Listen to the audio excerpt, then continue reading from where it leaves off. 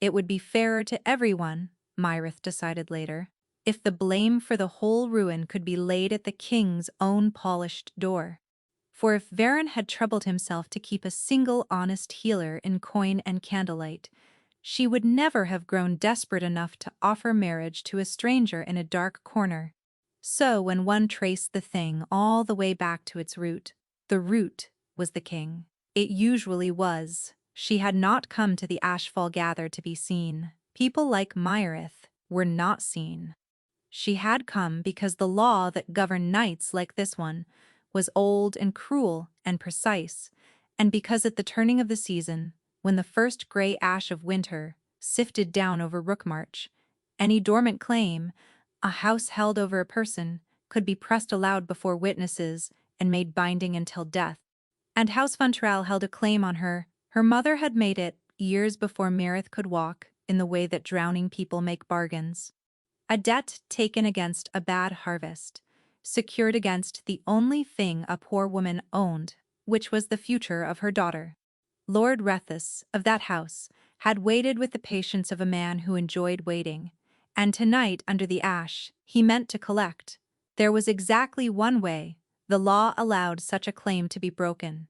A wolf already mate-bonded could not be claimed by another. A bond outranked a debt. It was the single door left open to her, and she had until the third bell to walk through it. She pressed herself along the cold edge of the hall, where the light did not reach, and she named her remedies under her breath, the way other people murmured prayers. Wolfsbane for the racing heart, valerian for the sleepless, feverfew for the ache behind the eyes. It was a habit Master Sabin had taught her when she was small and frightened, and it had never once failed to steady her hands. She needed her hands steady now. Across the hall the great houses drank and preened, gold at their throats, certain of their place in the world. Myrith had spent her whole life at the bottom of that world, in the understairs still-room of the palace, grinding roots and testing the king's wine for poison and mending the soldiers no one else would touch. She was good at it. She was, by every account she had ever been handed, useful, useful hands, a useful nose, a useful girl. No one had ever wanted her for a single thing a person could not also get from a well-made tool. Varen feasted, while his healers went unpaid, and his common folk sickened in the low quarters, and the whole reach whispered that the young wolf on the throne was too idle and too charmed by his own comfort to notice the sickness working its way up from below. Myrith did not whisper it. She had said it plainly, more than once, to anyone who would stand still long enough to hear. Now she scanned the shadowed edge of the room for someone she could use in her turn. A hedge, lured down on his luck. A sellsword who would swear to anything for coin. Anyone unbonded and desperate enough to stand up and lie for her before the third bell. She found him near the far arch. A tall man in a plain traveling cloak, the hood drawn up against the cold and the crowd, a cup of dark wine in one hand that he had not touched. He stood the way tired mercenaries stood, easy and apart, watching the highborn at their games with the faint contempt of men they had never paid enough. He would do. He would have to. Myrith crossed to him before her nerve could fail. She did not curtsy. She had no rank to make a curtsy mean anything. "I have a proposition," she said low and fast, "and very little time, so I will be blunt. I need a husband for exactly one night, and I need him within the hour. You look like a man who could use a full purse, and I look like a woman with no better options, which I promise you I am. The king and his kind would sooner watch me dragged off in chains than lift one finger. So I am asking a stranger instead." The wine cup paused halfway to the hood. "Would you pretend to be my mate for one night?" she whispered. No one need ever know it was a lie. For a moment, the stranger said nothing at all. Then he lowered the cup, and he reached up with an unhurried hand, and he pushed back the hood. Myrith's first thought, wild and instant and entirely useless, was that she had just made a very grave mistake, because she knew that face. She counted it into her palm every payday. It was stamped on the coin she weighed her wages in, and hung in oil above the great hall she crossed on her errands, and it belonged, past any hope of doubt, to Varen, the Alpha King of the Reach, the very man she had spent the last full minute insulting to what she had not known was his living face. He looked at her, and the corner of his mouth curved, slow and certain and wicked, into a smile no coin had ever come close to catching. "Well," said the king of all the Reach, warm as anything, "do I get to kiss my wife?" Myrith had expected to spend the night in a vantral cell. Instead, she spent it awake on her own narrow cot beneath the still room, staring at the ceiling, trying to understand what she had done. The king had not laughed at her. That was the part she could not get past. He had taken her cold hand in his warm one, there in the corner, under the ashlight, and he had turned to the nearest knot of gaping lords and announced in a voice built to carry to the rafters that the rumor was true, that he had taken a maid at last, and that any old business anyone imagined they held over her was, as of this breath, extinguished by a bond that outranked it. Lord Rethus Fantril had gone the color of tallow. He had opened his mouth. He had looked at the king's hand closed warm around Myrith's, and at the king's easy face, and he had shut his mouth again, because not even House Vantrell was fool enough to press a debt against the crown itself. The claim was broken. She was free of it, for the first time since she was old enough to understand what her mother had signed away in that lean and desperate year. No one in all the Reach owned her future. She should have felt nothing but relief. She felt instead as though she had leapt off one cliff, purely to avoid being pushed off another. "You did what?" Bryn stood in the still-room doorway with a basket of unsorted comfrey forgotten against her hip. She was older than Myrith by 10 years, and steadier than anyone Myrith had ever known, and just now she looked as though the floor had tilted under her boots. "You already know," Myrith said. "The whole palace clearly knows. I can hear it moving in the walls." "The whole palace," said Wick, appearing under Bryn's arm with his eyes enormous, "is saying the king came to the Ashfall Gather in a beggar's cloak and walked out of it, bonded to a still-room girl. They are telling it like a fireside tale already. Is it true, Myrith? Is it true?" The boy was 15 and fierce, and had trailed her around the still room since he was small enough to hide in the drying racks. She could not lie to him. "It is true," she said, "and it is also entirely false. And if either of you so much as breathes the second part aloud, it will be all 3 of our heads on the wall." Bryn set the basket down very carefully, the way a person sets down a thing when she needs both hands free for the conversation. "Start at the beginning," she said. So Myrith told them. The claim, the law of the ash, the stranger in the cloak, the request she had whispered, believing him a sellsword she could buy. By the time she reached the part where the hood came down, Wick had both hands pressed flat over his mouth. "You asked the king," Bryn said slowly, "to be your false husband, and he said yes. He said, and I am quoting the man exactly, 'Do I get to kiss my wife?' And did he?" Wick demanded. "Kiss you no." Myrith's face went hot, regardless. "He laughed, and he told me to look a great deal less like a woman awaiting the axe, and then he made his grand announcement and vanished back into his own party, and I have not laid eyes on him since, which is precisely the trouble. I do not know what he wants. Men like that do not do favors, they do trades, and I have nothing left to trade." She had barely finished when the summons came, not from the king, from Master Sabin. He was waiting in the upper still room, the good one, with the tall windows and the copper stills, and when Myrith came in, he set down the pestle he had been turning in his hands and held her in a long, searching look, wearing an expression she had never once seen on his face in the 15 years he had raised her. She had seen him proud, she had seen him stern past bearing, she had never, not until this moment, seen him afraid. "Child," Master Sabin said quietly, "what have you gone and gotten yourself into?" It was not truly a question, and there was love in it, the rough and helpless love of the man who had found her half-starved on the still-room step and taught her every single thing she knew. And there was something else in it too, underneath, quick as a fish turning over in dark water, that she caught and lost again. before she could put any name to it at all. She never got the chance to answer him. Because the bell over the stillroom stair began to ring, the deep one, the one that rang only for the arrival of the crown, and a page came skidding through the door, white to the lips, and behind the page, filling the low doorway from post to post, unhurried and enormous, and smiling as though he owned the very air in the room. A king in a still-room was a wrongness, like a wolf loose in a chapel. Master Sabin bowed so low his old knees cracked aloud. Wick, who had trailed up the narrow stair at Mirith's heels, forgot to bow at all, and simply stared until Bryn hauled him down by the back of his collar. Varen did not appear to notice any of it.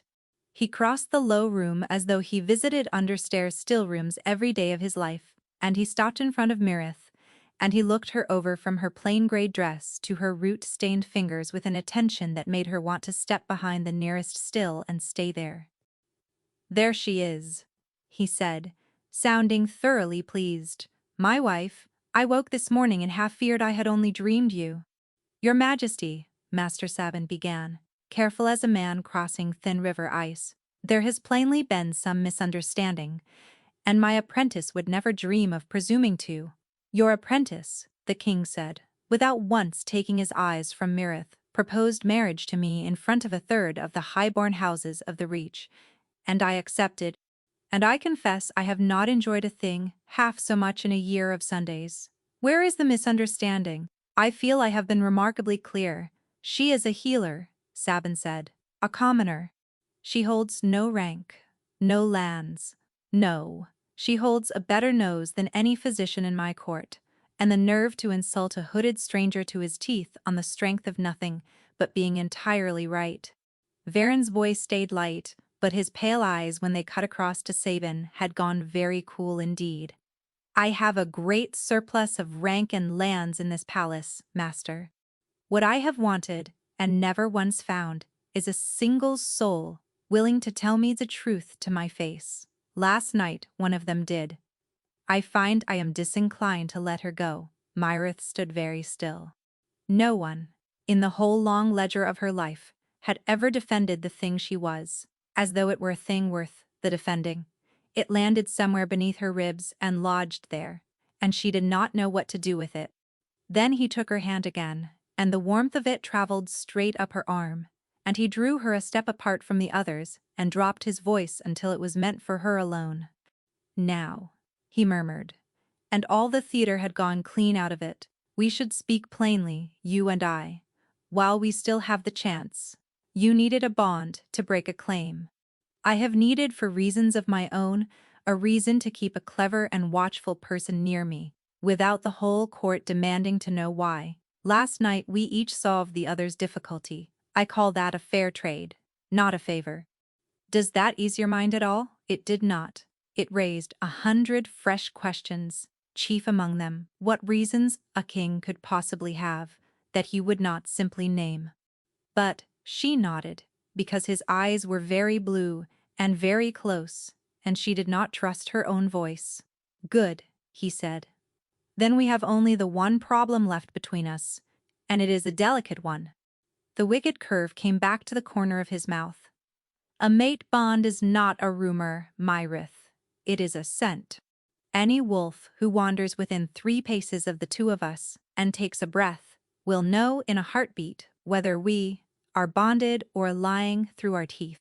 If we mean to be believed, then you and I are going to have to smell as though we belong to one another." Heat climbed Mirith's throat before she could think to stop it. "And how," she said, "does one arrange to smell as though—" "I will show you," he said. "Tonight, wear something you are able to walk in, and do try to look a shade less as though I have handed you a death sentence. It does nothing at all for a new husband's pride." He lifted her stained hand and pressed his mouth to the back of it, unhurried, his eyes holding hers the entire time, and every wolf in the room went silent to watch their king kiss the raw knuckles of a still-room girl. And it was there, with his lips warm against her skin and his scent at last close enough to truly read, that Myrith's healer's nose caught it. Under the clean, dark animal warmth of him, so faint she nearly lost it against everything else. There was a note that had no business being there. Bitter, green, wrong. The ghost of a thing she had spent her whole life learning to know on sight, because it was her whole life's work to keep it out of the king's cup. Someone had put poison on the king of the reach. And by the fresh and living faintness of the trace, they had done it very recently, and they were not yet finished. He came for her at the dead middle of the night, which was, she would learn, the only hour the king of the reach was ever truly alone. No guards trailed him. He wore the plain cloak again, the beggar's cloak, and he led her not toward the staterooms she had dreaded, but down and out, through a servant's passage, and a frozen kitchen court, and a low door she had walked past 1,000 times, and never once seen opened, into a place she had not known was there. A glass house, vast and cold and long abandoned, its panes silvered over with frost and grime, its beds gone to ruin under 100 seasons of neglect, and yet here and there in the wreck of it, something still lived. A few dark leaves. A single pale bloom, ghost white, open to the moon on a stalk that by every law of the season had no business being alive at all. My mother's physic garden, Varen said, and for once there was nothing wicked in his voice whatsoever. She grew every remedy in the reach in this one room, and she healed anyone who came to the door, king's coin or no coin at all. When she died, there was no one left who knew how to keep it, and I could not stomach watching a stranger try and fail. So it has sat and gone to ruin. One season laid quietly over the last. Myrith stood among the dead beds of the only queen who had ever cared for people like her, and something behind her ribs pulled tight. "Why bring me here?" she said. "2 reasons." He turned to face her in the moonlight. "The first is the delicate matter I named this morning. Here there are no eyes, and a bonded pair carries each other's scent. So," he drew off one glove. "If you will permit it." She permitted it. She told herself it was only craft, only the plain work of survival, as he stepped close and set his bare wrist to the pulse of her throat and drew it slow along the line of her neck, warm skin to warm skin, so that the deep clean warmth of him settled into her and hers into him. It was not a kiss. It was somehow worse than a kiss and somehow better, the slow, deliberate care of it, the way he breathed her in and let her breathe him, until any wolf alive would have sworn on its life the two of them were bound to the bone. When he stepped back, her heart was going like a hare's. She named her remedies under her breath to steady it, and got only halfway down the list. And the second reason, she managed. The second reason is one you already found. For yourself, I think." His face changed. "You went very still last night, when I kissed your hand. What did that remarkable nose find on me?" So he had noticed. Of course he had noticed. She had spent her whole life among watchful men, and not one of them had ever watched the way this one did. "Poison," she said. "On your skin, not in your cup." "I would have caught it in the cup. I catch everything in the cup. That is the single thing I am good for." This was worn, not swallowed. Bitter, green, a slow, patient thing, the kind meant to soak in through the hands or breathe up off a collar. "Someone has given up trying to poison your wine, Your Majesty, because of me, so they have gone at you another way." For a long moment he did not answer. Then he said, very quietly, 3 times now, "that I have caught. My gloves once, my saddle leather once, the collar of a coat laid ready for me by a hand I would have trusted with my life.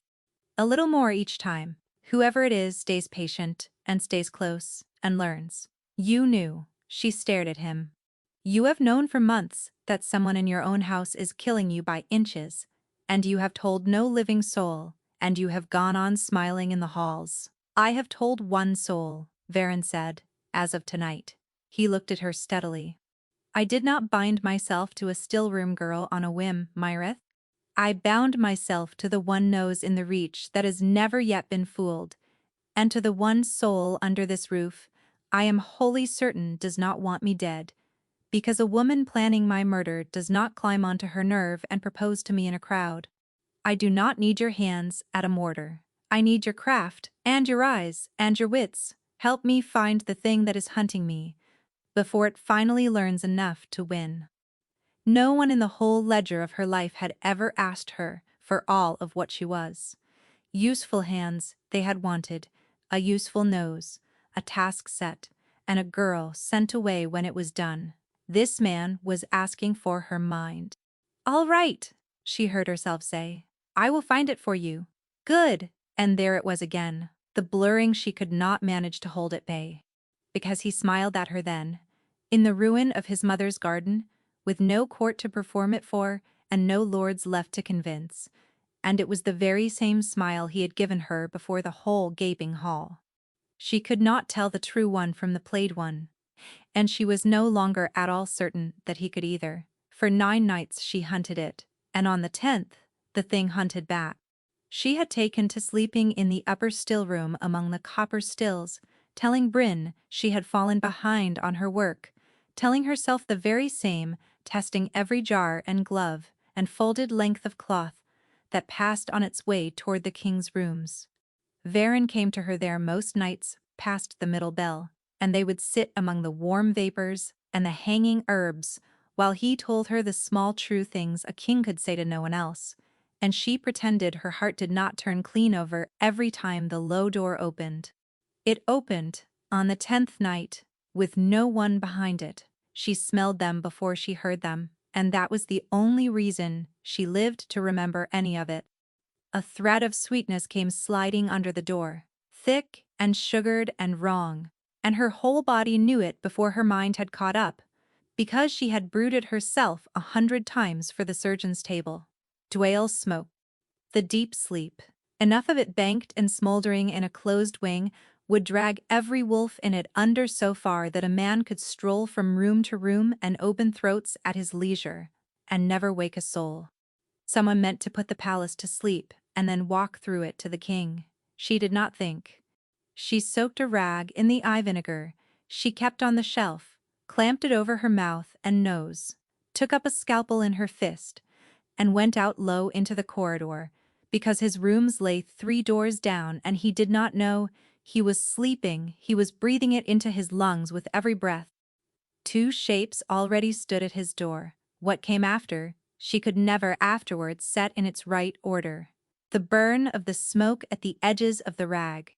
The jar of quicklime snatched blind off the shelf and flung. And the shape that clawed at its own streaming eyes and shrieked. The king coming awake and upright and enormous in the dark, unpoisoned, because she had reached him in time, and the brief and terrible grace of a true alpha turned loose in a narrow space. The blade that came for him, and how she put her own arm across its path, without ever deciding to, and a bright line of pain, and the sting of a shallow cut along her arm.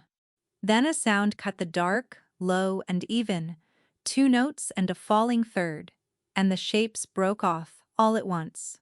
Not in a panic, not scrambling. They went the way trained men go, together and unhurried, each covering the other, gone between one breath and the next. Silence rushed back into the corridor. Myrith stood swaying, with the scalpel still locked in her fist, her arm afire, and the vinegar rag fallen away and the sweet smoke already thinning as someone above, far too late, threw a window wide to the night. "You are bleeding," Varen said. "You are alive," she said. "I will take that trade." He was not watching the dark the killers had fled into. He was not, she understood with a slow, cold drop, watching it with any surprise at all. His face in the shadow was grim and still and wholly unastonished, the face of a man who had known this was coming, only perhaps not quite so soon. "This is not the first time," she said, "not the smoke, but this. Men in the dark of your own halls. You were half expecting them tonight. How long, your majesty? How long have they been trying to kill you under your own roof?" For half a breath something raw showed plain through the calm. Then he crossed to her and took her wounded arm up in both his hands gentle as she had never in her life been handled, and said only, "Let me see it." He sat her on the still-room bench, and he cleaned the cut himself. A king, down on one knee on a cold stone floor, doing a healer's small rough work with his own 2 hands, clumsy at it and painstaking, his jaw setting hard each time she flinched under the cloth. No one had done such a thing for her in all her years. She had bound 100 wounds and never had a single one of her own bound kindly.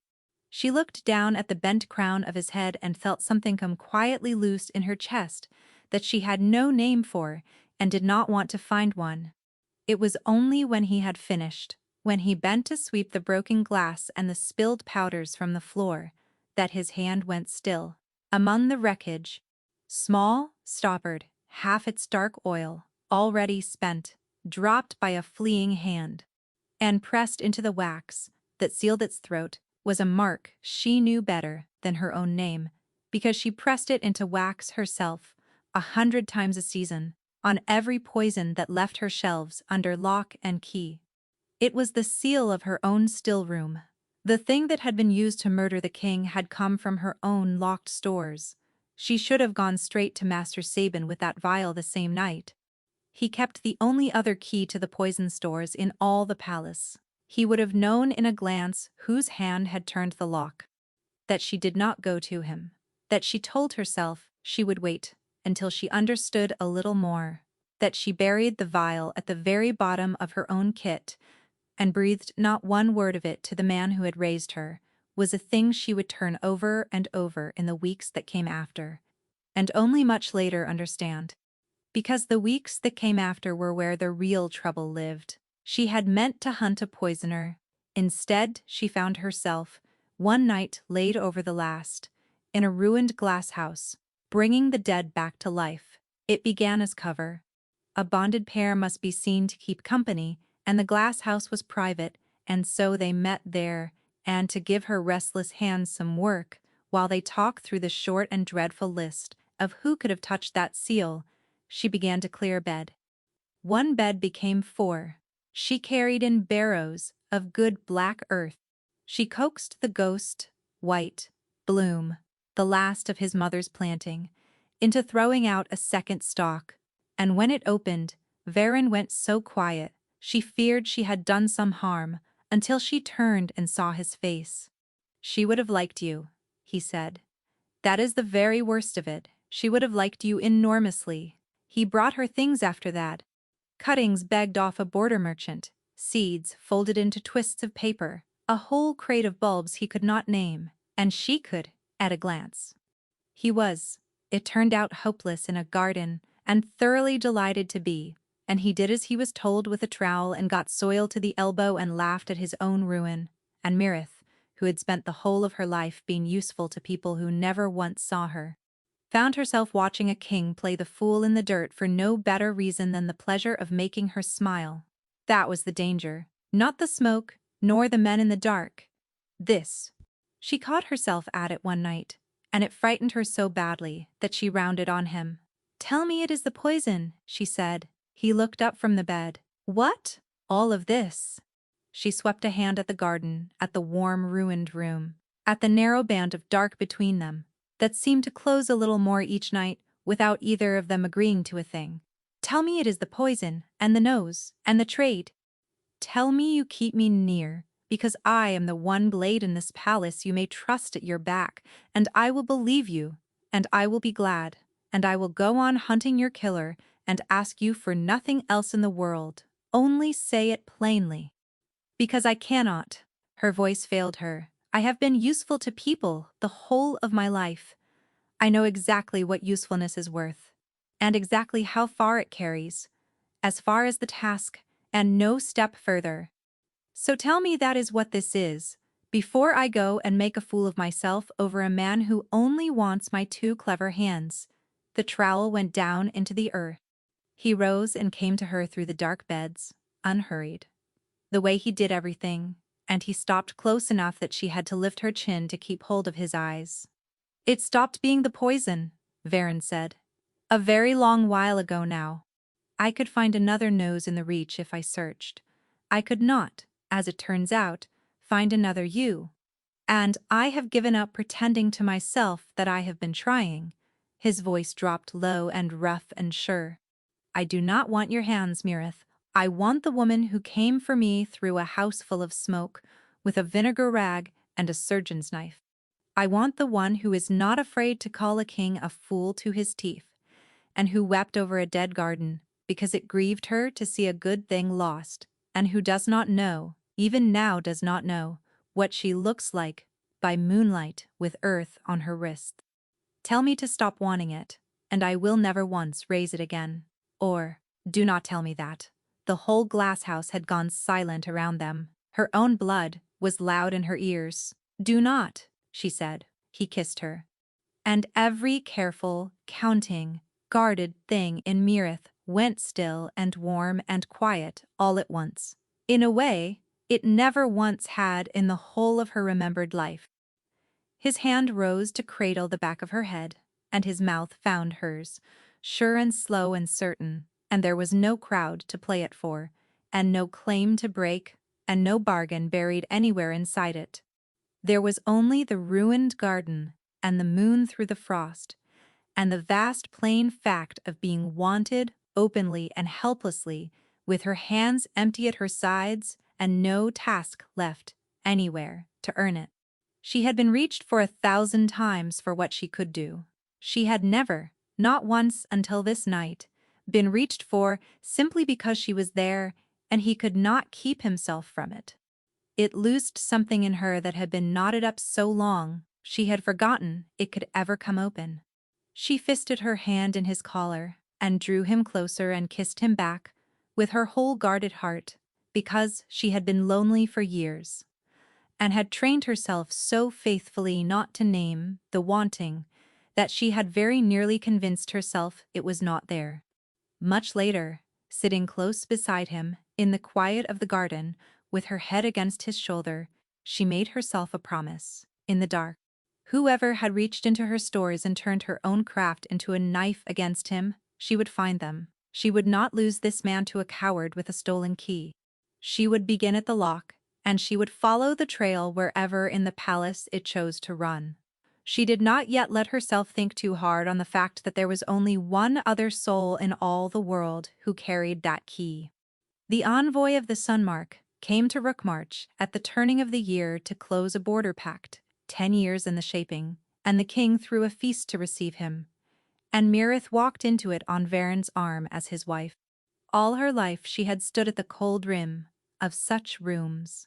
She had never once stood in the warm heart of one gowned in grey silk the color of first light, her hair pinned up by a maid who plainly reckoned the labor beneath the two of them, while every house in the reach turned its eyes on her and tried to work out what its king could possibly want with a girl from under the stairs. You keep counting the doors, Varen said quietly against her ear.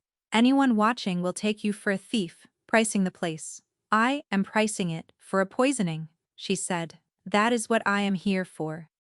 It is not, he murmured. What you are here for, but do carry on, it suits you alarmingly well. Later, when the harps were loud and no one troubled to mark a king slipping his own feast, he drew her out onto a frost terrace above the sleeping gardens, where the cold came clean off the dark and the music thinned to a single thread. For a while the two of them stood without a word. This wears on you, she said at last, watching his face. The smiling, I have learned to see the seam in it now. She had spent weeks learning the whole shape of him. How his shoulders sat when he was truly easy, and how they sat when he only wore ease. Over something else. Tonight, the something else had worn through, and it looked plainly like a bone tiredness. A little he allowed, his eyes on the black beds below. I came to the throne at 9 and 10, and I have held this same face straight ever since, so that no one goes hunting for the parts underneath that are not kingly in the least. The whole reach wants me. Not one soul in it has ever cared to know me. They love the crown, and the easy smile I keep hung below it, and nothing beyond that. He turned, and the charm drained entirely out of him, and what remained was young and stripped bare. You are the first who ever looked clean through the smile, and said aloud what she found behind it. Can you guess what that is worth? To a man who has stood alone, in the middle of every crowd since he was a boy, and there too, close to him in the cold, she made her mistake. She lifted a bare hand to his jaw. It was meant only as tenderness. What arrived instead was a flood, with no wall left to hold it back. His feelings surged through the small place where their skin met, sharp and strange, and unmistakably his, and not hers at all. The loneliness and the relief, and a raw, running terror of losing her, pouring into her chest as though it had always lived there. The bond, the false one, it had gone and grown itself real while her back was turned, the slow, quiet way a garden does. She snatched her hand away as though the touch had scalded her. Myrith, his eyes had gone wide. You felt that. You.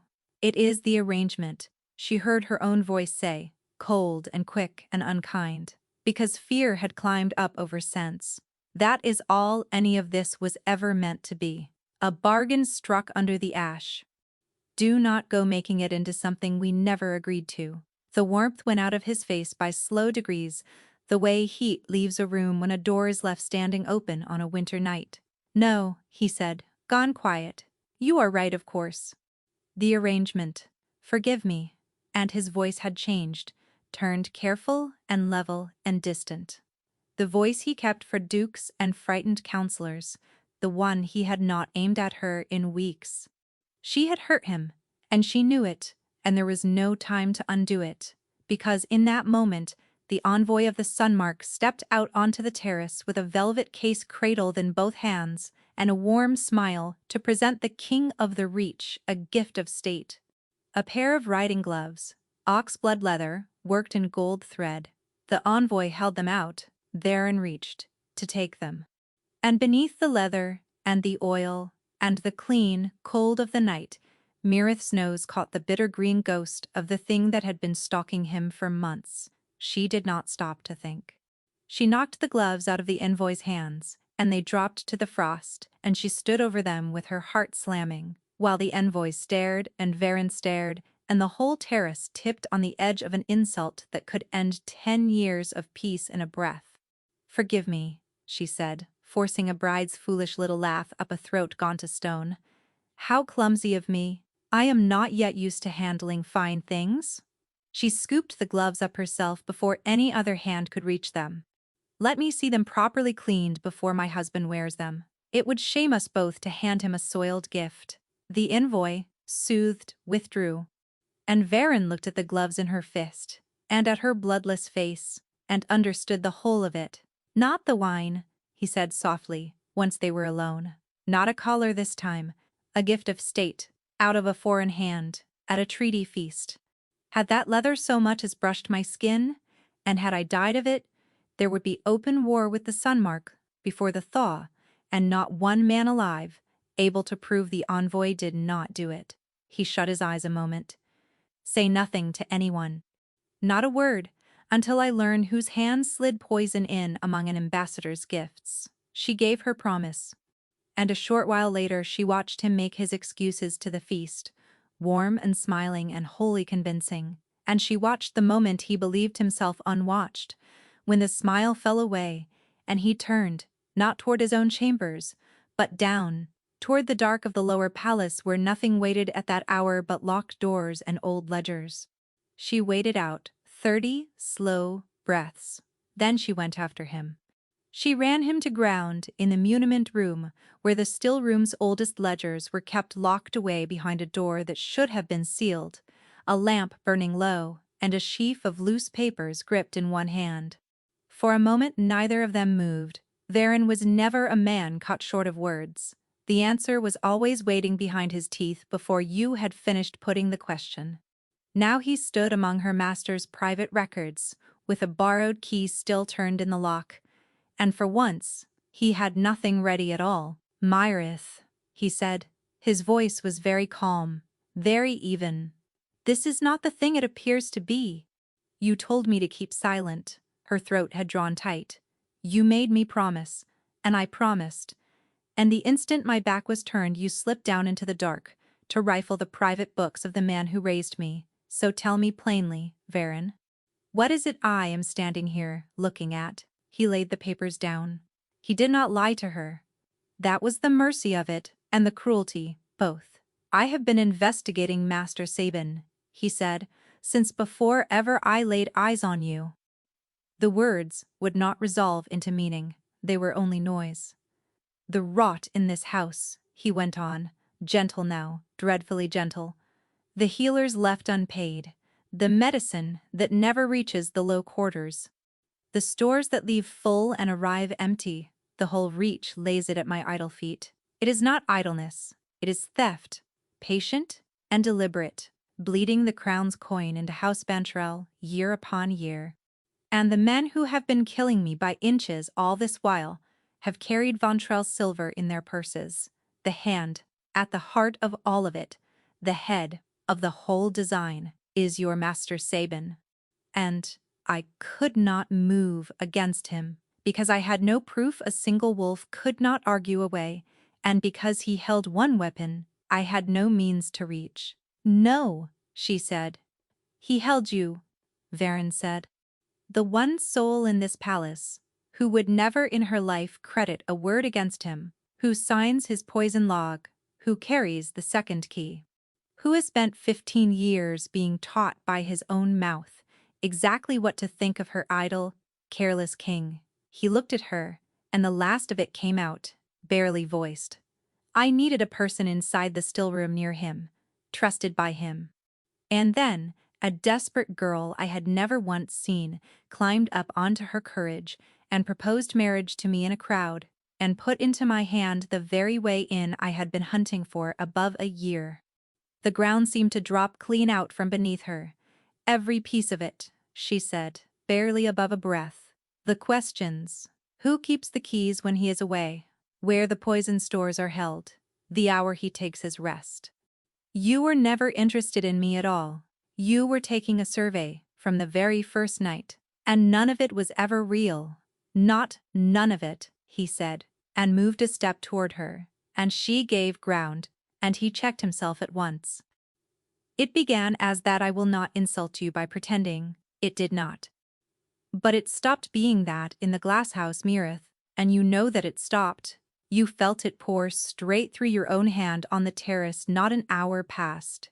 You are wrong about him. Her voice split down the middle. She reached past every fresh unbearable thing he had set before her, past the trade and the survey and the ruin of it, and closed both hands around the one thing she could not let go. Whatever else is true, you are wrong about Sabin. He found me half dead, on a step. He fed me. He taught me the one thing I have ever been worth. In the whole of my life, he is the single person who never once wanted a thing from me except that I should be well. You have known this palace a year. I have known that man for 15. Not him. It will never be him. Then, tell me why you never fell under my suspicion, she flung at him, because it was the last blade left in her hand. If you doubt everyone, if you trust no one living, why was my name never once on your list? Because of the way you came to me, Varen said. A woman begging a stranger for her life in a dark corner has no reason on this earth to put on a performance. You wanted one thing of me, a lie to last one night, and you were too frightened and too proud to dress it up as anything grander. Every word out of your mouth that night was simply the truth, including the part where you told a hooded man to his face that his king was a careless fool who let his own people rot. His mouth bent. Half my court believes precisely that, Myrith. Not one of them would dare say it where I might hear. You said it. That is how I knew you belonged to no one's design. The only riddle I could never crack was whose voice I was hearing when you said it, because those were never a still-room girl's grievances you flung at me. They were far too well ordered. Someone taught you, patiently, to lay the blame on your king. Who do you imagine that was? She opened her mouth and found she had nothing, because all at once she could hear it for herself. Master Savin, across 1,000 long evenings, grinding his jaw over coin that never came and orders that made no sense, and a soft, idle boy on the throne, too comfortable to notice his own people going hungry. A king ought to know what happens beneath his own roof. Her own words, in a tavern, to a hooded man. His words, spoken in his own mouth first. She had gone about for 15 years with his poison on her tongue, and never once caught the taste of it. But it was too much at once, the trade, and the truth, and the unmaking of the only father she had ever owned, and the older wound in her was louder than any of it, and it said again the thing it always said. There. You let yourself hope you might be wanted for once? Now you see what the wanting was truly after. I have to go, she said. Mirith. She went. Out of the muniment room and up the black stair, her whole heart left in pieces on the floor behind her, and she did not stop until a voice came out of the shadows at the head of the stair, warm and anxious and terribly familiar, and spoke her name. Master Sabin stood waiting for her in the dark. Child, he said, and his hands closed over her shoulders, and his old face folded with a concern so flawless it could have broken her. You are white as bone. What has he done to you? What has that man done? And because the hurt was too great to carry alone, and because 15 years of running to this man whenever the world split apart could not be undone inside a single hour, she very nearly fell into it. It was a lie, she said, and heard her own voice crack like a child's. The whole of it. He never wanted me. He used me to reach. I know, Sabin said gently. I know, child. I have known since the first night of it, and it has eaten at me to watch, and I could never find the way to tell you. He drew her in against his shoulder and stroked her hair the way he had when she was small, and Myrith stood in the dark and let the one solid thing left in her world hold her upright. I had hoped to spare you this, he murmured. But you must hear the rest of it now, before he can wrap it up in his clever words, because it is worse than you know. The poisonings, Myrith. The attempts upon his own life. She went still against him. He has been staging them himself, Sabin said, low and grave and sorrowful. Do you not see the shape of it? A king beset by assassins may do whatever he pleases and call it his defense. He may pull down any house he likes. He may march upon the sun-mark and name it justice. He wanted a war he could win, and a cause the reach would swallow whole, and he needed a hand to hang the poison on once it was found. So he took a still-room girl to wife. A girl whose seal sits on every vial. A girl the whole court will watch go to the gallows for it, while he weeps in the front row and rides off to his war. His arms drew tighter, protective, terrible. That vial you have kept hidden at the bottom of your kit these 3 weeks, with your own seal upon its throat. Where do you suppose he means for it to be found, child? On the day the envoy dies? The world tilted. God's help her, it fit. Every piece of it fit. The bargain, and the cold survey of her, and the seal, and the buried vial, and she felt herself begin to slide down into the shape of it, the way she had slid into his shoulder. And then her nose, which had never in the whole of her life told her a single lie, told her the truth her heart refused to hear. Green thread. Bitter, and sharp, and fresh, and past, all mistaking. The very ghost she had struck off a pair of oxblood gloves, not 2 hours gone. It was here, now on his hands. On the very hands, smoothing her hair, faint and living and new. The scent of a man who had handled the poison this same night. Myrith did not move. She kept her cheek pressed to his shoulder so he would not see her face change, and made herself breathe slow, and even while everything under her skin turned to ice, because there was no innocent road by which the poison off the envoy's gloves could be on Master Sabin's fingers, unless Master Sabin was the very hand that had put it there. He had told her the king staged the attempts.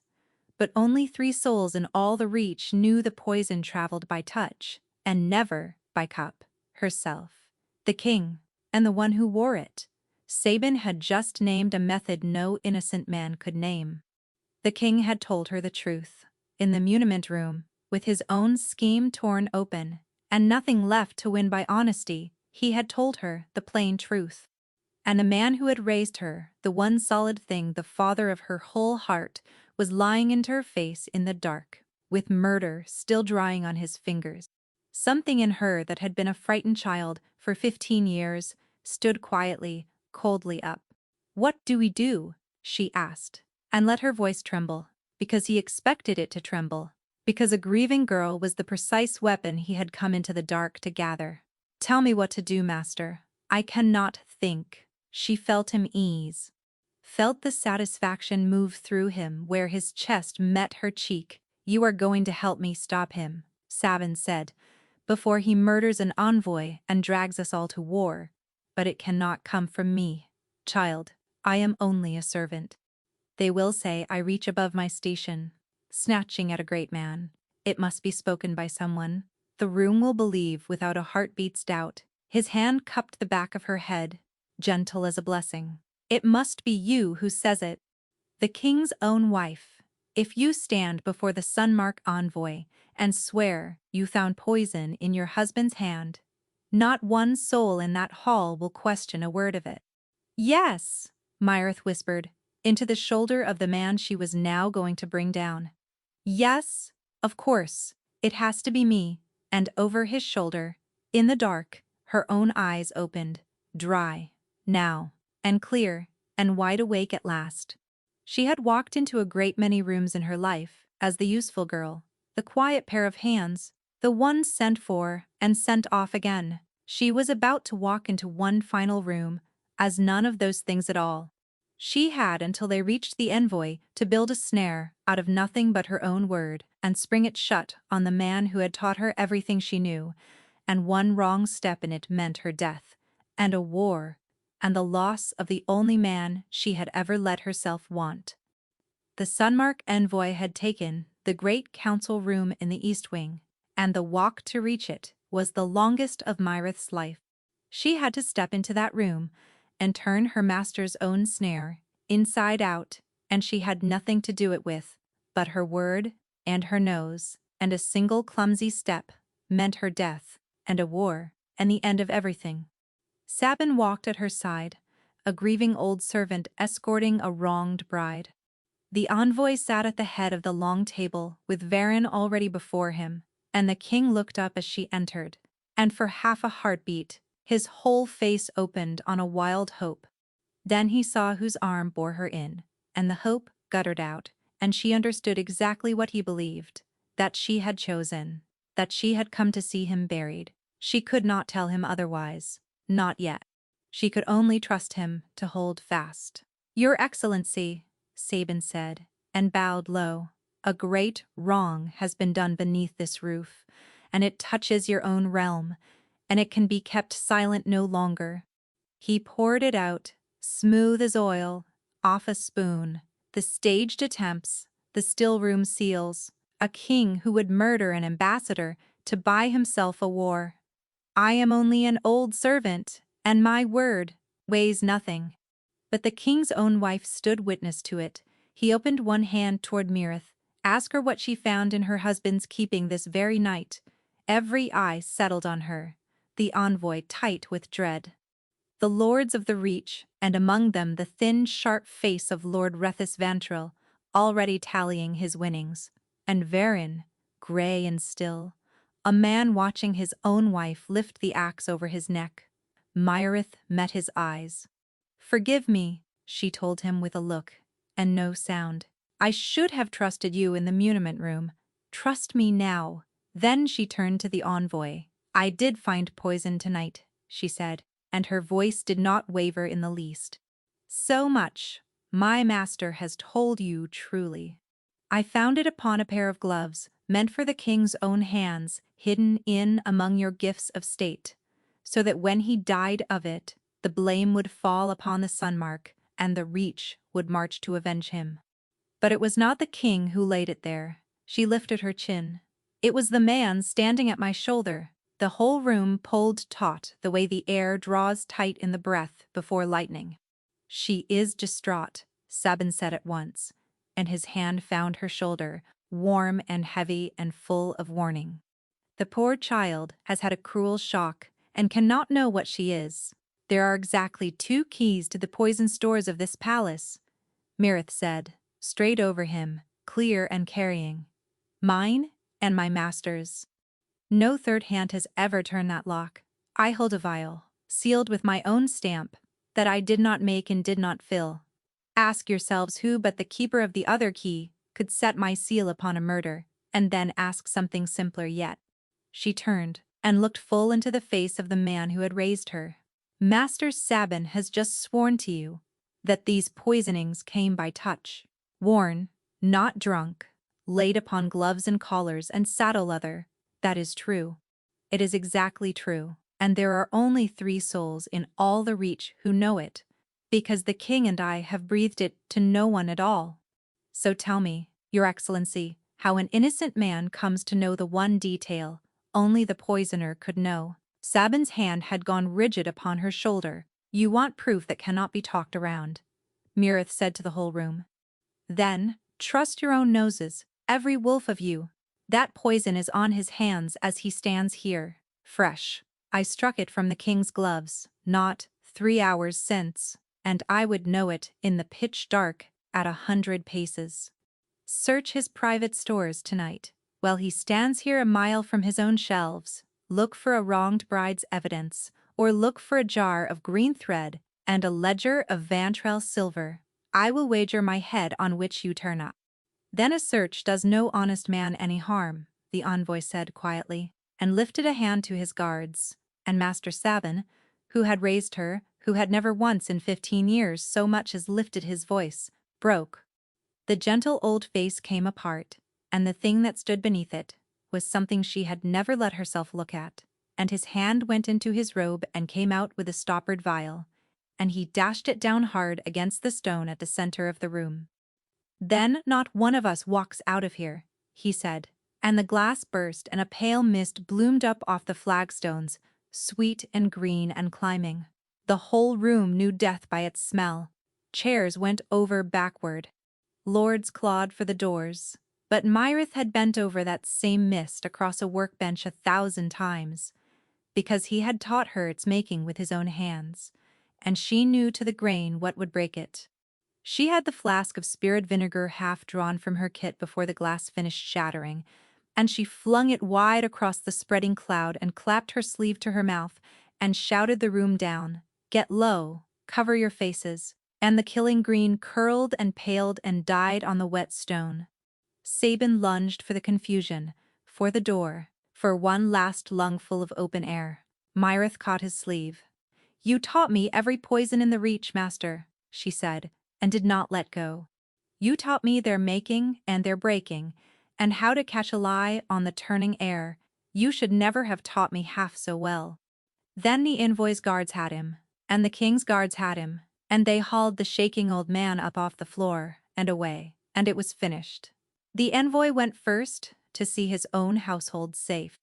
The lords fled in tight, whispering knots, and in the wreck of the council room Mirith turned to the whole staring court and did the last thing she had come to do, the thing that was not for the envoy nor the law, but for one man alone. "Hear this, and carry it out of this room," she said. "The healer's gone. Unpaid. The medicine that never reached the low quarters. The coin that vanished on the road. To the needy, all of it you have laid at your king's door these 2 years was that man's theft and no one else's. Your king did not let his people rot. That old servant bled them white and taught the whole Reach to blame the crown, so no eye would ever turn his way. I know it because I am the very girl he taught to lay the blame. And I carried his lie in my mouth for 15 years and called it my own opinion." Her voice held, though it cost her. "Your king is no idler. He has fought for you in the dark this whole time, alone, and worn the blame for every wound it left. Now you know. See that you remember." She had walked into 100 rooms in her life as no one at all. She walked out of this one having handed a king back his good name before the whole of his court. And Varin crossed the emptying room to her and stopped a careful pace off and looked at her as though he had never in his life seen the like of her. You believed me, he said, hoarse. After all of it. You still. I brought down a murderer, Myrith said. That is the whole of what I did tonight. He killed the people I am sworn to keep breathing, and he made a blade of my own 2 hands. And I would have unmade him for that if I had never once laid eyes on your face. She set her face to stone, because it was the only way she would live through the saying of it. Do not mistake it for forgiveness. You held my gaze for weeks, Varen, knowing the whole while what you had made of me. Bide. Being right about Esavin does not wash that clean. I am glad the Reach will keep its king. But I cannot be your wife, because I never truly was one. She turned and walked out, and left the king of all the Reach, standing alone in the ruin of the thing that had so nearly killed them both. By the end of the winter she was master of the still room, and no one who watched her work a single week thought it undeserved. Everything had shifted. Sabin waited in a cell beneath the old keep for the judgment of the envoy and the Reach both, and the long, slow theft he had worked into the crown's affairs was being unpicked, ledger by ledger, and set right. House Bantrell had gone down with him, its silver followed home, Lord Ruthis, stripped of his lands, and fled past the border, with nothing left but his hatred for company. And the Reach, which had spent 2 years miscalling its young king idle, had begun, warily, to grasp what he had truly been about in all that time, and to warm to him for it. He gave her the still room, not as a trinket handed to a wife, but as a wage owed to the ablest healer in the Reach, granted openly and before witnesses, so that no tongue could ever name it favor. She took it and made it hum. She paid the healers their arrears out of the recovered coin, and filled the low quarters' shelves, and turned no sick soul from the door. And she told herself, on the good days, that honest work and a title earned were the whole of what a sensible woman ought to ask of a life. And every day the king courted her. He sent no jewels. He had understood something about her that cut near the bone, that a jewel was only one more pretty useful thing to be pinned on a man's arm and admired.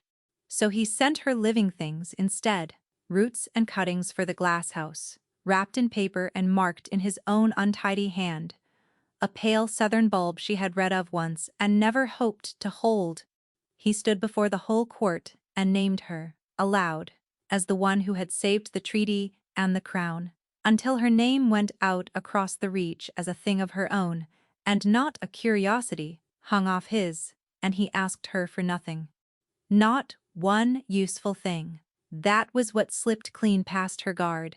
In all her years, no living soul had ever wanted her near, with no task waiting at the far end of the wanting. His letters came often, in his own hand, some, no more than a line, some spilling over the page. Wick took to gathering them at the still-room door and setting them on her bench with the grave face of a boy, entrusted with matters of state. That makes 1 in 40, he reported one evening, wildly pleased with himself. 3 in 40, said Bryn from the copper stills, not turning round. The boy misses the ones that come to my hand. Myrith told the pair of them to see to their work. She read the letters regardless, alone. When the last task of the night was banked, most she could hold at arm's length, one she could not. I do not write for your craft. It ran nor your nose, nor any clever thing your 2 hands can do.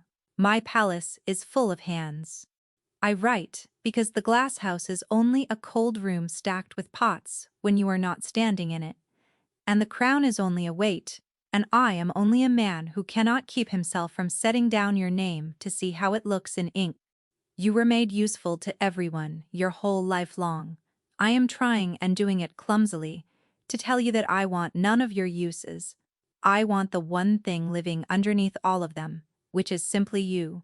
She read it through twice, and then she sat, unmoving in the lamplight a long while, because it had found the exact, old locked room it was sent to find, and she had no notion in the world what a person was meant to do with an old wound being tended instead of torn. Bryn and Wick held opinions, and the opinions shifted as the months turned. In the early weeks, Bryn was all iron. Let him ache for it, she said. You owe that one nothing at all. But by the deep of the season, the iron had gone soft. He settled the healer's owed wages himself, she said, and never breathed your name. The whole while he did it, a man does not do a quiet thing like that for show. And nearer the spring, it was Bryn setting down her pestle and saying, with no softening left in her, "Go to him, Mirith. The whole still room is worn out with watching the two of you starve at arm's length." Then, as the first thaw came in, one more letter arrived, and it did not read like the others. Myrith, you have made your answer plain, and often, and I have been too far gone in loving you to take it in, and that was a wrong done to you, on top of the first. You owe me nothing further. Not your pardon, not your company, not a single hour more of being asked. So I will stop now. I ought to have stopped a long while since. Be well, be happy. The garden will be kept for you, whether or not you ever cross its door again. She read it twice, as she read all of them. It was the very thing she had demanded of him, in the muniment room and the council chamber, and across 100 frozen mornings between. He had laid it down at last at her feet.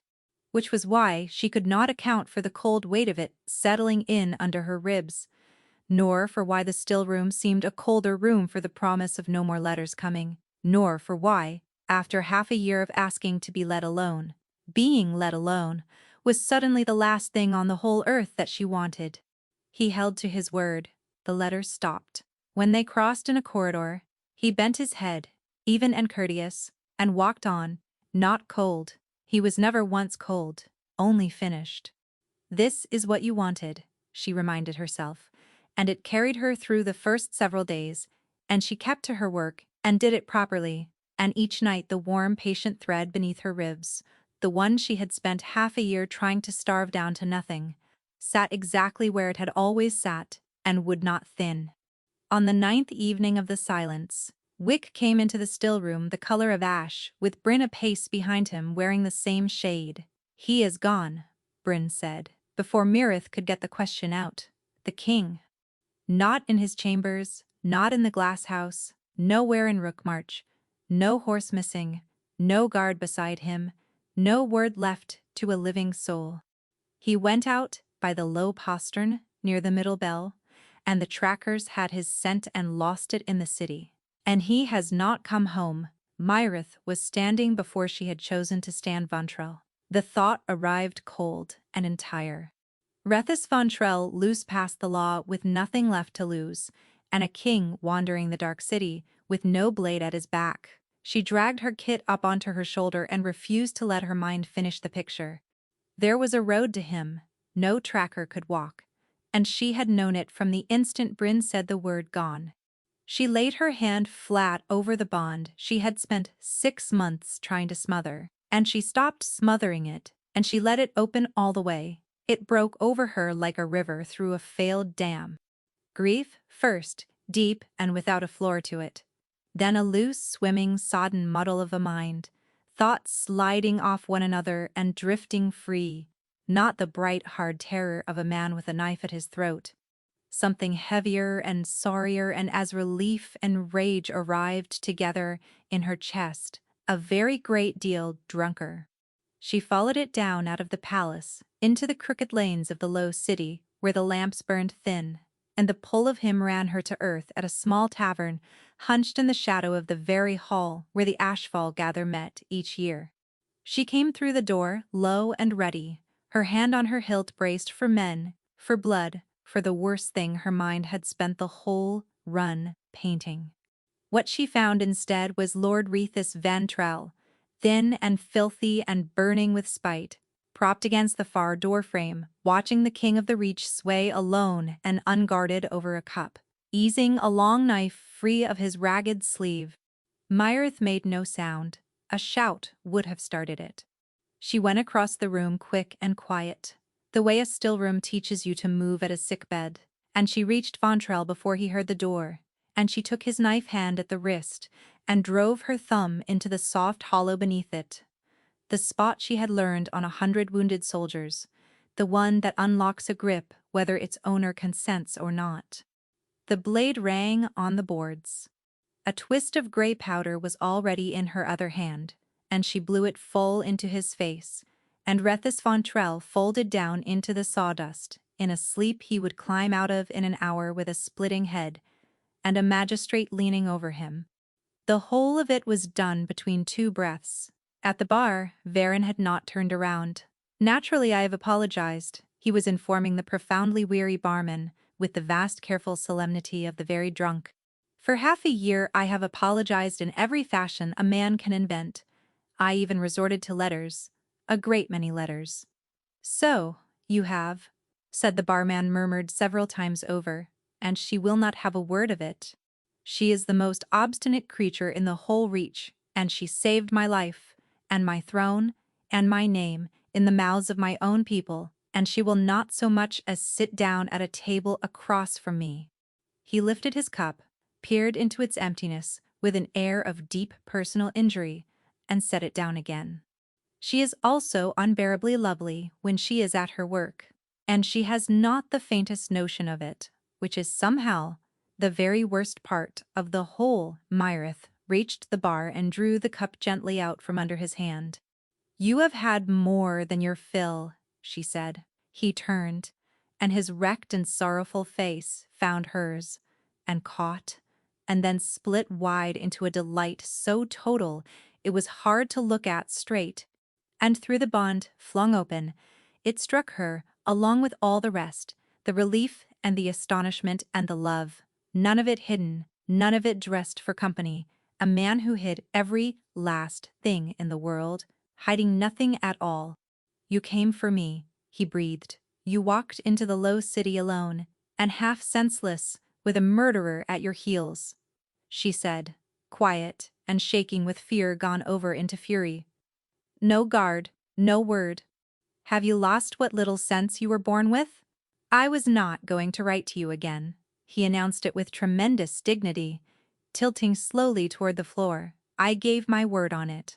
So I came instead to the place where you first found me, because I could not think what else in the world to do with the missing of you." He caught himself on her shoulder, all warm helpless weight, and the scent of him. She had spent 6 months refusing to name, folded over her. "I knew that you would be furious. You are the only soul alive who ever is, and I love you past all reason for it. And I have been a coward 2 times over. Once for the lie I told you, once for the stopping, when I stopped. And now, a 3rd time," she said, face down on a bar stool over a woman too stubborn to open her letters. Just so, his eyes were drifting shut. "You would sooner throttle a bond strung between 2 living souls than chance the hurt of it a 2nd time. So would I. We are very evenly matched, you and I." A ruined, hopeful, drunken smile. Only the one. No one need ever learn that it was true. The whole tavern went still, or perhaps only everything inside her did. "Ask me sober," Myrith said, and her voice came out with nothing like the steadiness she had wanted. "Ask me on a morning when you will remember what I answer." His eyes opened a last crack. "And on that morning," he mumbled, "you will tell me." Then the king of all the Reach went down into sleep against her shoulder, and never heard the end of it, precisely as she had once left him standing in a hall full of ash. His head settled warm into the curve of her throat, his breath came slow and steady and reeking of cheap spirits. And Myrith stood in the little tavern bearing the whole weight of him, and found her own mouth had bent, without her leave, into the first true smile it had worn in half a year. She set her lips to his hair. "Ask me sober," she said, against it. And you will find out, in the end, it cost him a whole season. A season of asking, sober in body and clear in mind, and steady in a dozen ways no one could fault, until Bryn swore she would hand in the post in writing and Wick began a brand new tally out of sheer delight. He asked her across the council table until the lords found urgent business in the ceiling beams. He asked her in the glass house with the steam of 2 cooling cups drifting up between them. He asked her clumsily, and he asked her beautifully, And once he had so many white blooms carried in from every glass house in the Reach that the still room smelled of a wedding a full week before there was one to smell of.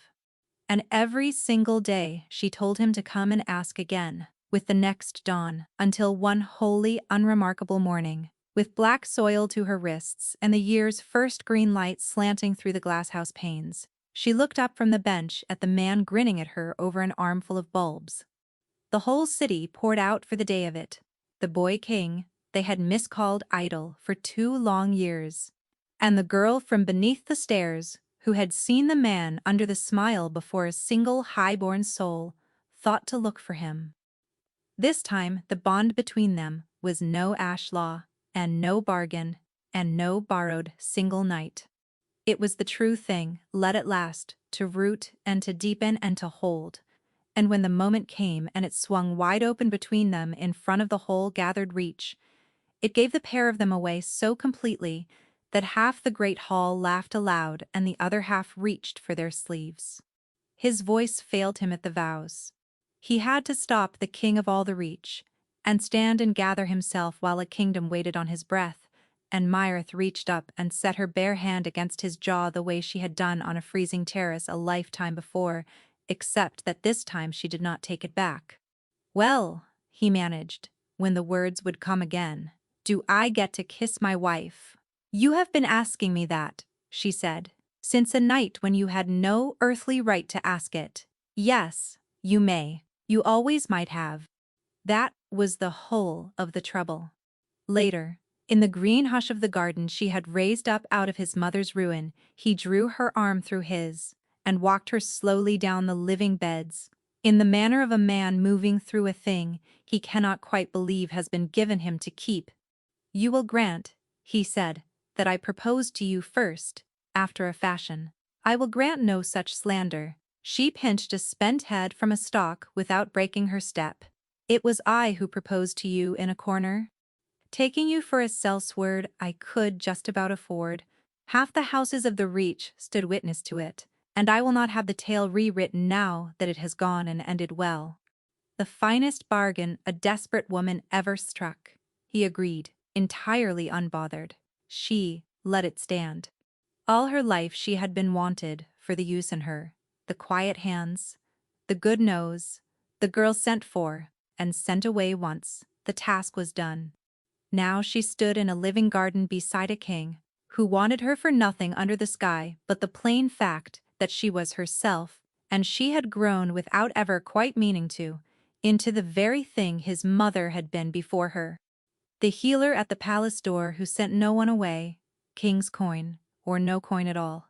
Her name belonged to her, her craft belonged to her, and for the first time in the whole long ledger of her days, so did she. She kissed him there among the white flowers, and for once in her life she did not stop to ask what it was for. And that is where I will leave the two of them, in the garden, with the ash of the next winter still a long season off.